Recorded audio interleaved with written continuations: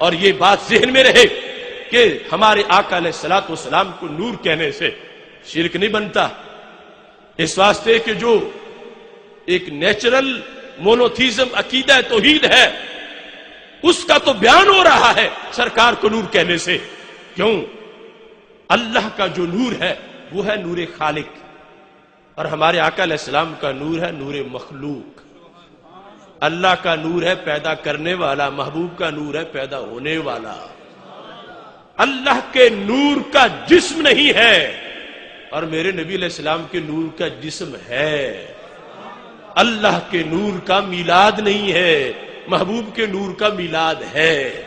تو نور من نور اللہ ہونے کا مطلب یہ ہے کہ اللہ کے نور کی جو ریفلیکشن اور تجلی سے کائنات کا جو پہلا فرد بنا، پہلی چیز بنی، اس انعکاس سے وہ نور ہمارے آقا علیہ الصلوۃ والسلام کا ہے۔ اور ہم صرف نور بمانا نور ہدایت نہیں مانتے، وہ تو ہے ہی۔ نور بمانا صرف لائٹنگ نہیں مانتے، ہم تو جسمانی نور مانتے ہیں۔ جسمانی نور ہے، ساتھ ہدایت کا نور بھی ہے، ہر طرح کی تازگی روشنی بھی ہے۔ اور اس جسمانی نور کو جو سید عالم نور مجسم شفیع معظم صلی اللہ علیہ وسلم کو ہم بار بار نور مجسم کہتے ہیں، اس نور مجسم کے لحاظ سے یہ سارا نظریہ اور عقیدہ بیان ہو رہا ہے، اور اس بنیاد پر یہ تسلسل جو نور کا ہے ہمارے آقا صلی اللہ علیہ وسلم کی اس فرمان سے پتہ چلتا ہے کہ خالق کائنات جل جلالہ نے میرے آقا علیہ السلام کے جسمانی نور کو کتنی شان عطا فرمائی ہے۔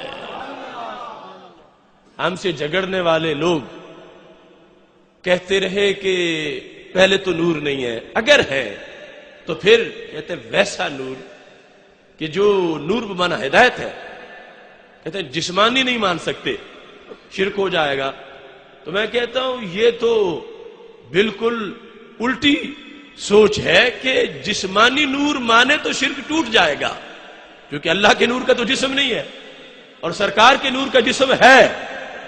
اور ویسے ان لوگوں نے ماننے پہ آئے تو اپنے مولوی کو بھی نور مجسم کہہ دیا، اور انکار کرنے پہ آئے تو سب سے اولین نور کو بھی نور مجسم ماننے سے انکار کر دیا۔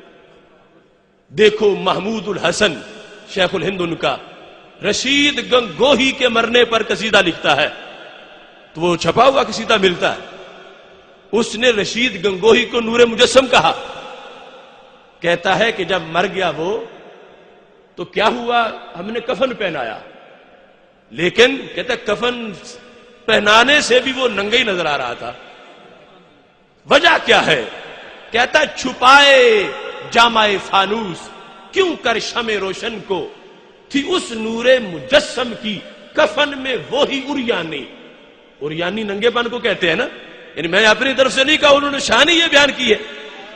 کہتا ہے چھپائے جامع فانوس کیوں کر شمع روشن کو، مثال دے کر کہا یہ جو فانوس ہے اندر لائٹ ہوتی ہے، اوپر شیشہ فانوس کا ہوتا ہے، تو کہتا ہے فانوس روشنی کو چھپاتا نہیں دکھاتا ہے۔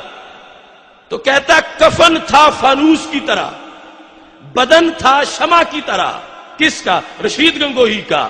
تو پھر کہتا تھی اس نور مجسم کی کفن میں وہی اریانی۔ ہم نے کفن پہنایا تھا لیکن وہ پھر بھی ننگا ہی نظر آ رہا تھا، اس واسطے کہ وہ نور مجسم ہے اور نور مجسم کو کپڑا چھپا نہیں سکا۔ انہوں نے وہ نور مجسم مانا۔ سنی کی خوش قسمتی ہے، ہم نے ماہ مدینہ کو نور مجسم مانا۔